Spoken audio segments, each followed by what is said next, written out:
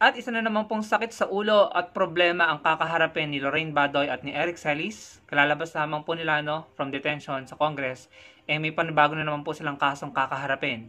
I think sa dami nating nabalitaan ng mga kasong isinampas sa kanilang dalawa, tila patong-patong na po Paano kaya nila ito kinakaya?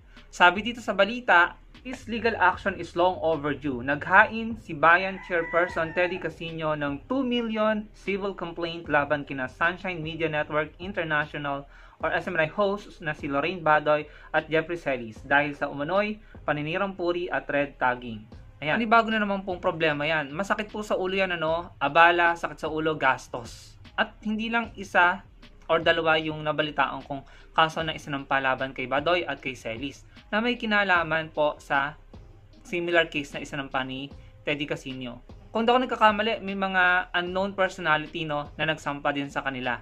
Pero yung mga kilalang personalidad ay sila Atom Araulio at ito nga po si Teddy Casino. So, ayan. Bilang mabilis na reaksyon, ito lang masasabi ko. Wala kasi silang katigil-tigil sa red tagging. Ang daming tao noon na nagko-call out na naglalabas ng sama ng loob dahil sa red tagging na yan. Dahil porket nung last admin kasi tila parang walang napapanagot sa mga pang-red tag na ginagawa. Pero in my opinion siguro akala nila forever silang nasa kapangyarihan at forever nilang magagawa at masasabi ang gusto nilang sabihin sa mga taong inaakusahan nila ng kung ano-ano na tila wala naman silang konkretong basihan. So kaya ang mga taong ito gumagawa na po ng aksyon at mga bagay para kahit papaano mapatunayan sa publiko na hindi totoo yung mga akusasyon sa kanila.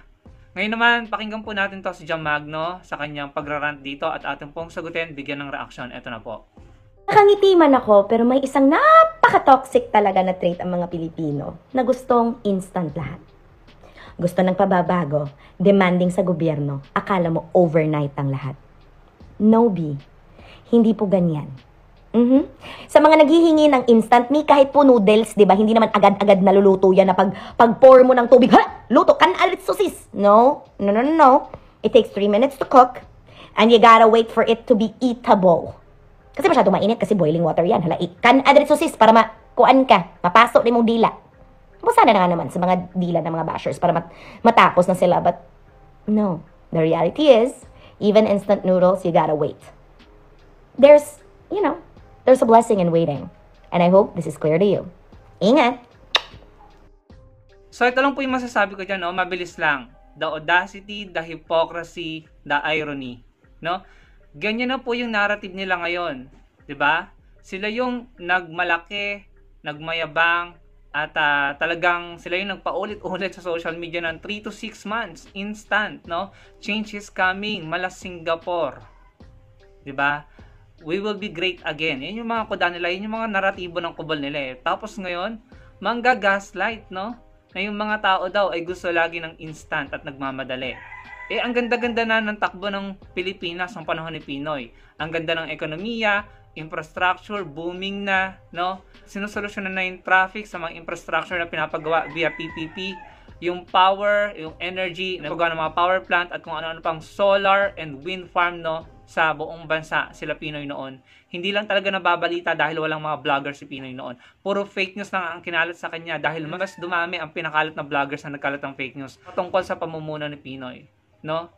Tapos iniyabang ng mga ito, 3 to 6 months changes coming. Sila yung nagyabang ng mabilis na pagbabago 'di ba? Pero anong nangyari?